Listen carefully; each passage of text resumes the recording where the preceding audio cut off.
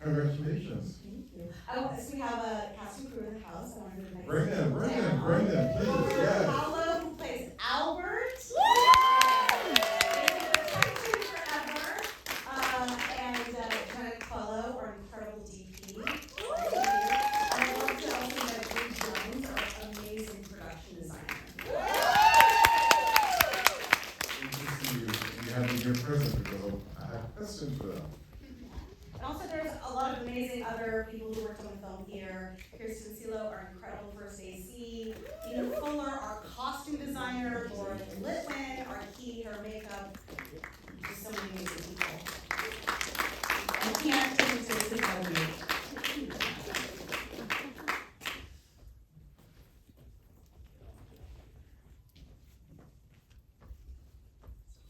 I just talk about the film while they look down. So tell me a little bit about, let's start with the themes. There's so many themes happening here all at once. How did you come up with this? What was the inspiration? So a few things. So I wrote this in 2020 during the pandemic, during lockdown. And I think one of the first things that was really interesting to me was during that time, because we were all sort of at home with our people, there were so many people I knew who were like getting divorced, getting engaged. It's sort of like hit fast forward on a lot of relationships because we were suddenly forced to spend a great deal of time with our families and significant others. So I think that was kind of lurking in the back of my mind. And then also just kind of strategically at that time, I was desperately trying to raise money for my first, this is my second feature, I was desperately trying to raise money for my first feature, which has so many locations.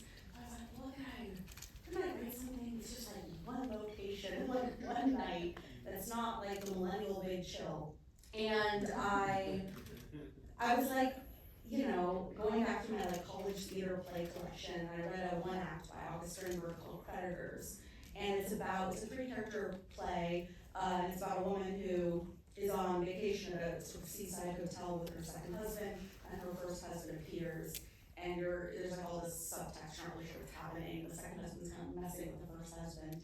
So I think it was a conglomeration of all those ideas. I wanted to do a relationship drama. I really wanted to do something super different for my first feature, which is set in modern day Los Angeles. And then I've always been a huge fan of those 1960s psychological thrillers like the original The Haunting, or Why Is This a Haunting? And earlier than that, Gaslight with Ingrid Bergman, obviously Suspicion, Cary Grant. And I wanted to do something that was, again, very relationship focused, where everything is practical and you don't see any ghost or creature or, it's like Crimson Peak with no budget and no CGI. Yeah, it reminded me of the horror films of the 70s. So let's bring in the production designer and cinematographer because I want to talk about that. Such a beautiful movie to look at. It's very ambitious for what it is. So please talk about the production design, the cinematography, and how you collaborated with them in bringing your vision. Let's start with you. If you want to say your name first, and also to kind of remind everybody, what you did in the film. Sure, yeah, I'm Bri Jones. I'm a production designer. It was definitely a huge collaborative process. Vivian's an incredible director and has a great vision, so being able to come onto the project with there already being such a intact, specific vision in place made my job so much easier. And just being able to collaborate with that and then, build the sets to time period was very stressful and overwhelming, but due to the fact that we had such a great team, we were able to, accomplish it. And then JoJo was able to light the sets to make them look even more beautiful than they did in person on camera. So you guys built the sets? Oh, well, we wish. Yeah. So we filmed, the house is actually 3 separate houses, 4 maybe. But we redid a lot of the walls. Yeah. Most of the walls. She had the unenviable task of taking 3 historic homes from totally different time periods and trying to tie them together with design, wallpaper, paint. We wallpapered and painted like almost every room. Yeah. So we fully redecorated. We kept all the wood paneling from all the houses, which was really nice and useful. Also, it really helped that like with a movie this small, that the locations we chose really catered to what we were shooting. So instead of having to like build from scratch, we were really able to like take the vision and design off of the foundation that was already there, which really helped a lot. And that worked out beautiful. That really, truly worked out beautiful. So, and you're a cinematographer.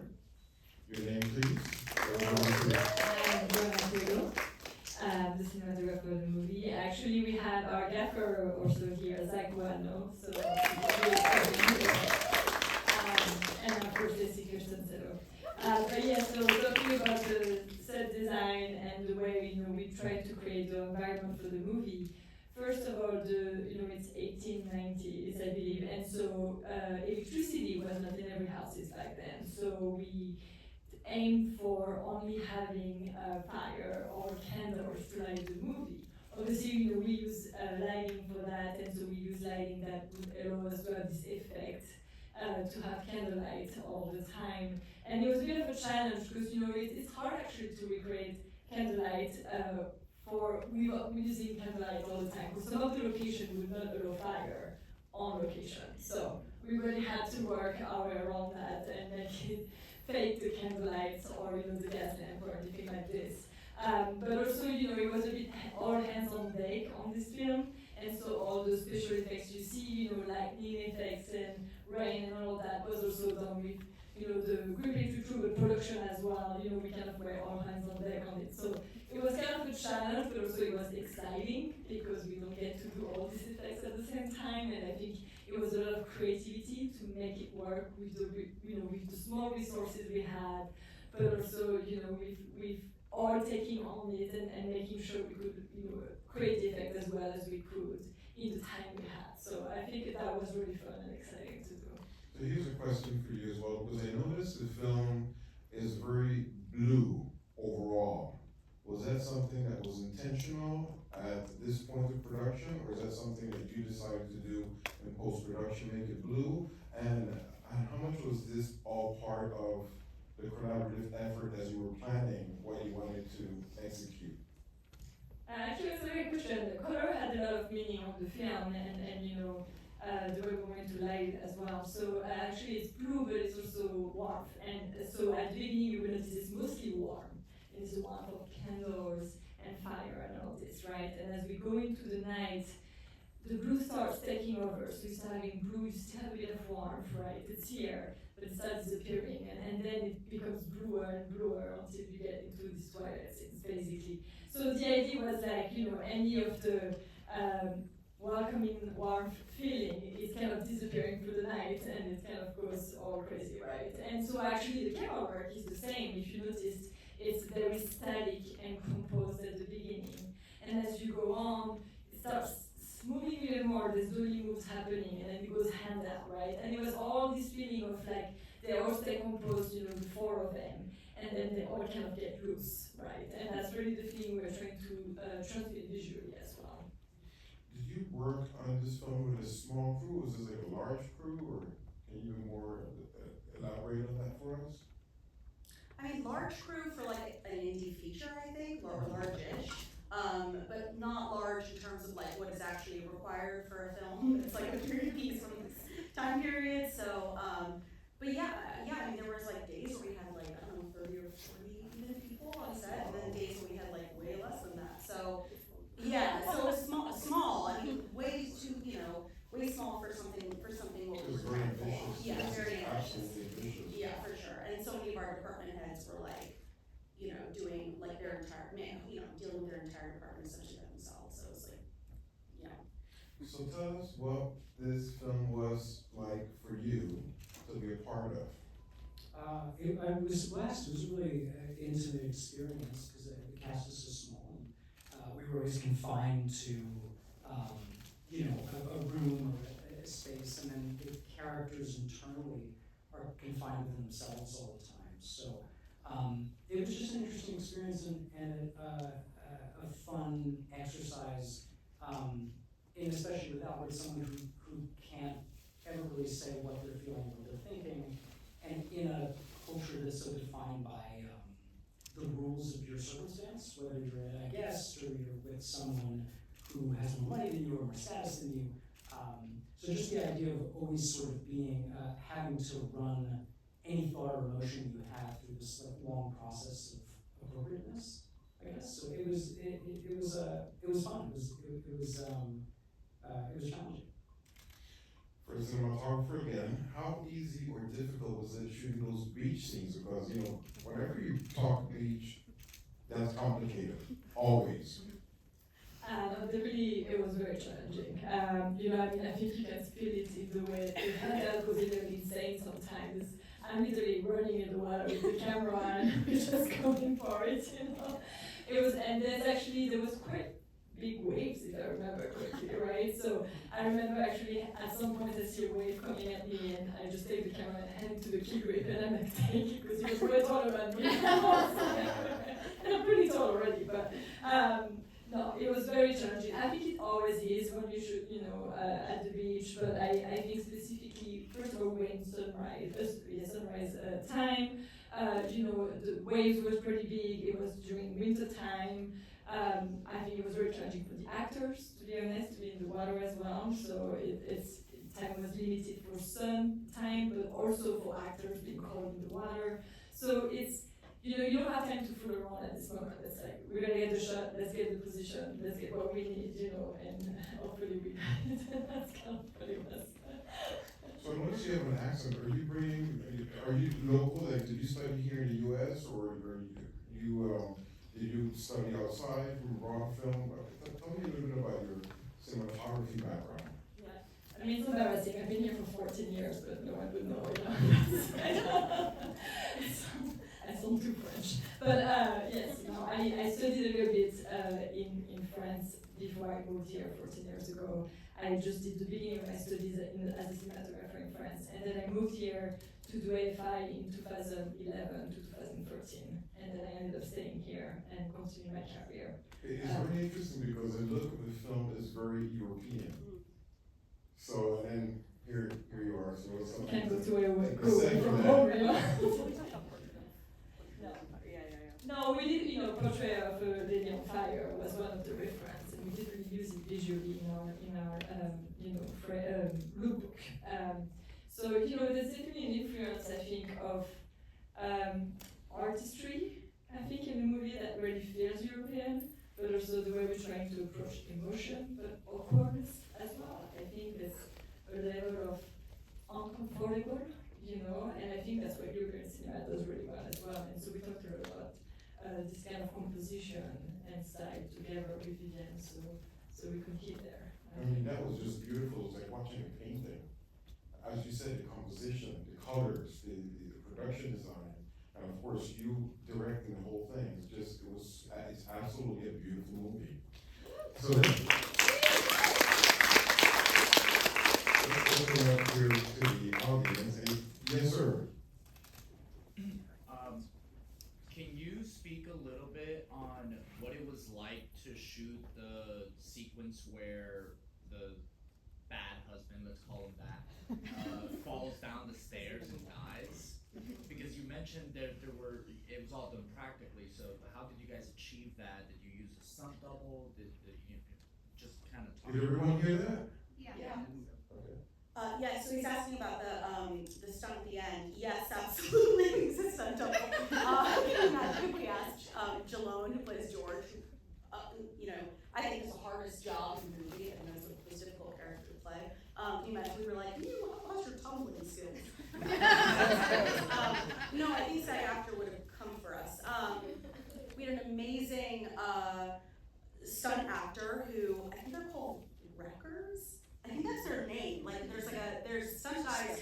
Yes, it's like a specialty where like they specialize in literally wrecking their body downstairs. It's like them and Steve Martin are like the people who can do it. And yeah, he did it I think 3 times.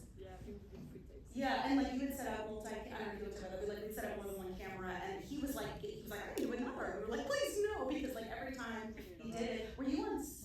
You maybe I can't remember, but it was like really anxiety inducing because like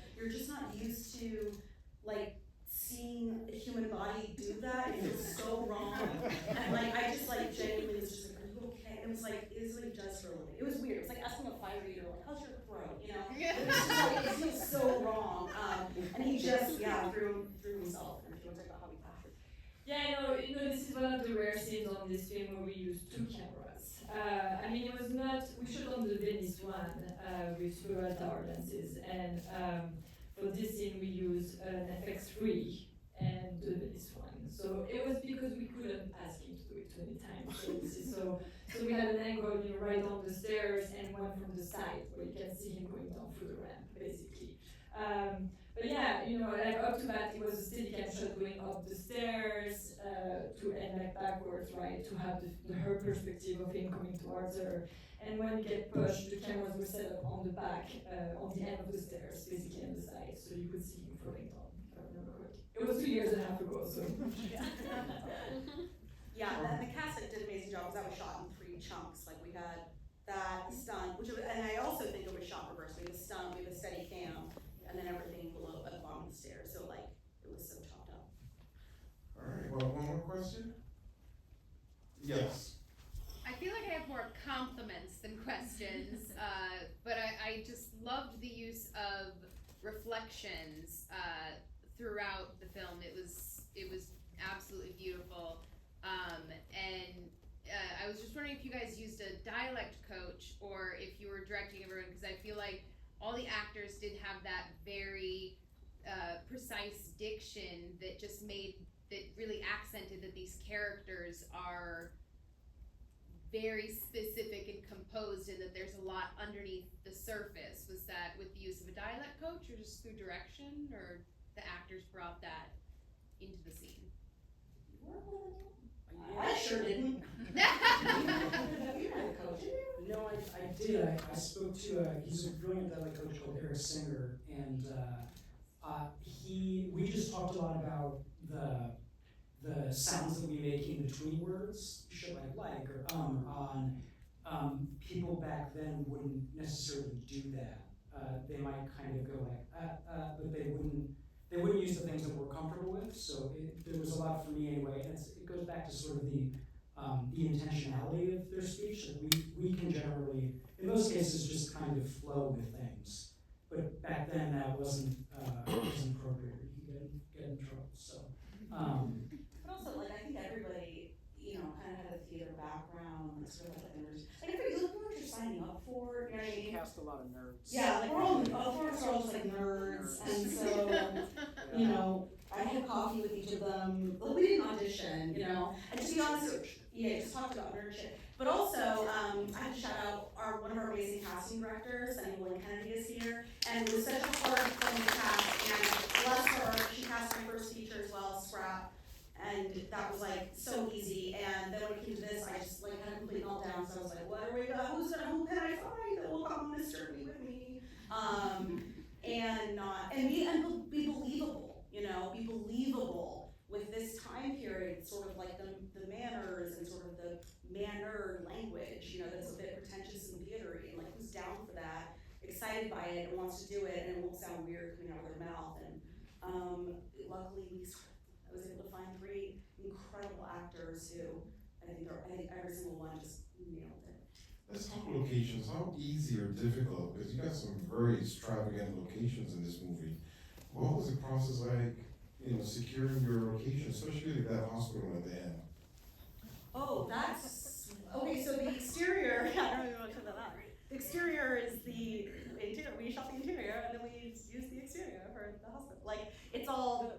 The exterior of the hospital is the exterior of what a lot of portions of the house are. And then one of the rooms that was upstairs in the house, we made over to look as a hospital room. But yeah. Wasn't one of them a frat house in Pasadena? Oh, yeah, no, the West Adams one, yeah. Yeah, there was one that was like an old frat Yeah, place. Yeah.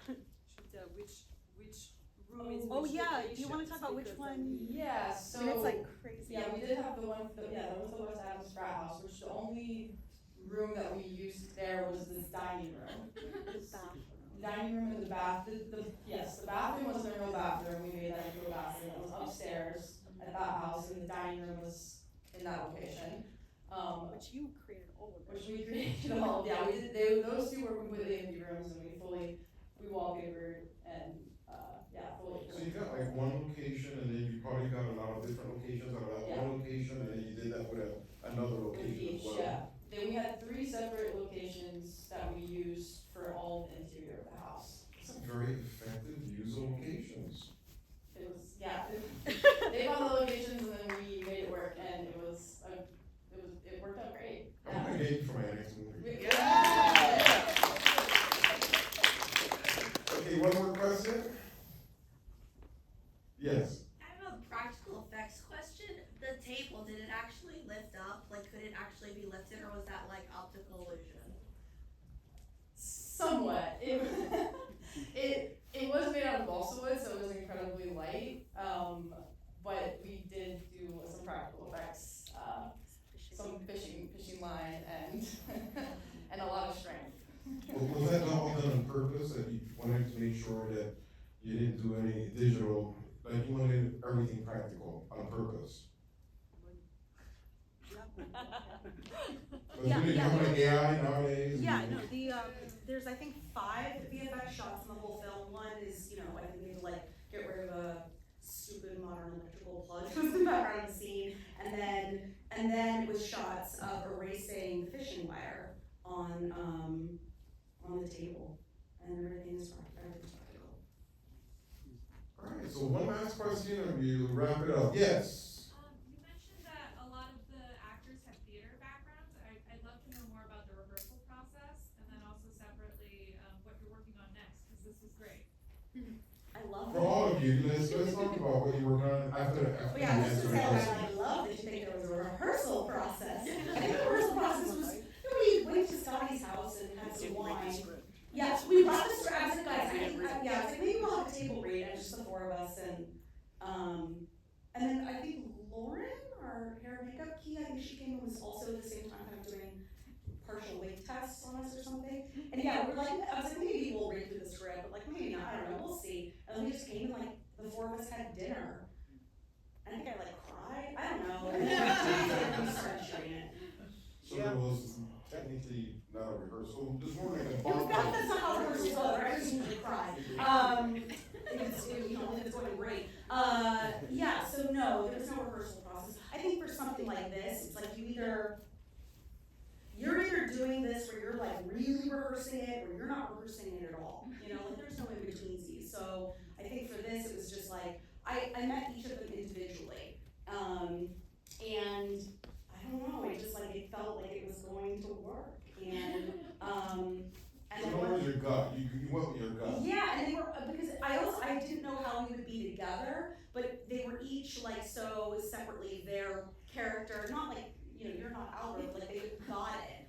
And they, they just sort of, I was like, this is such an interesting group of people, I think that we're gonna kind of do something cool together. What did you say when we met and you were like, oh, this is like Virginia, who's afraid of Virginia Woolf? Or you were like, this is, I don't know. Something like that. Yeah. I was pretty drunk. Oh. It was like 11 a.m. It was a coffee shop, Connor. Wow.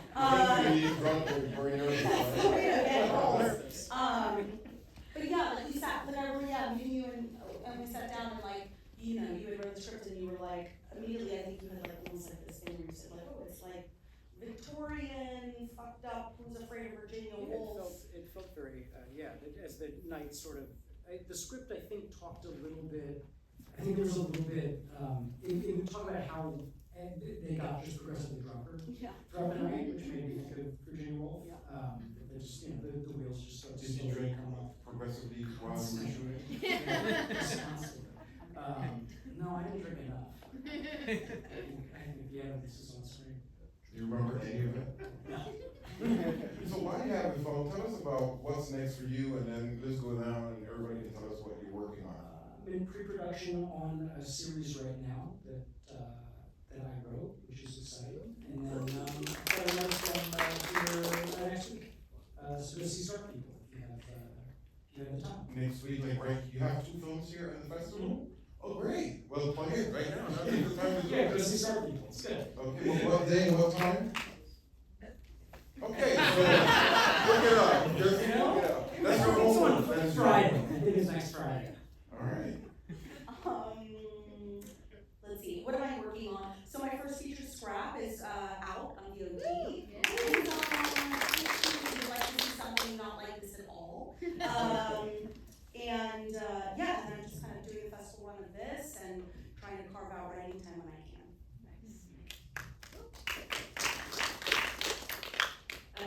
after the feature, I started to shoot The Pit season 1, and we're shooting The Pit season 2 right now. And Kirsten, my first thesis on the show with me as well.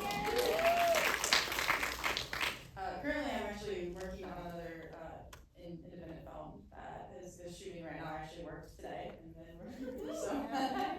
Can you tell us about I that? don't have too much information about it yet, but. Okay. Ladies and gentlemen, let's give them one last round of applause. This amazing team with this really beautiful film called SÉANCE.